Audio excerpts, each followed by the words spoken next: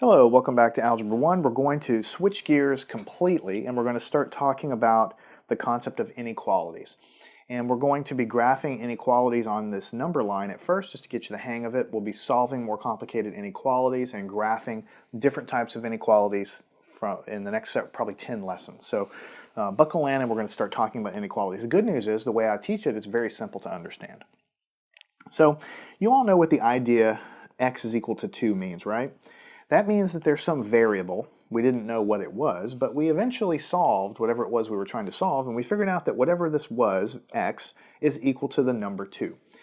That means that if I were to graph this on the number line, I would find, so here's 0, I would find the number 2, and I'd put a dot there, and I would say x is equal to 2. That's what we've been doing before. Now, we have this idea of inequalities, right? So you have the symbol greater than, which means something's bigger than something else.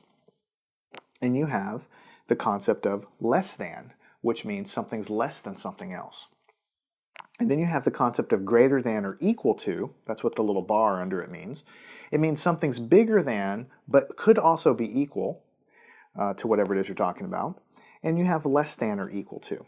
So we're going to take a bunch of different examples as we go here, concrete examples. Let's take a look at the problem, or if I asked you to graph, x is greater than 2.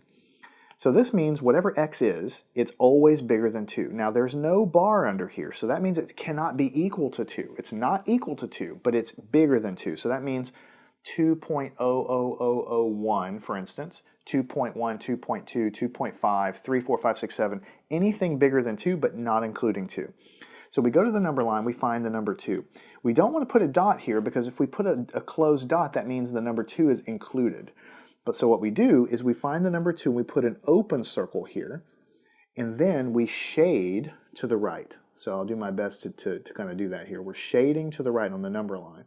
So that means anything bigger than the number 2, but the open circle means not including 2 itself. So anything teeny weeny bigger than 2, but just not including 2, and off to the right, x is greater than 2. That would be the graph of that.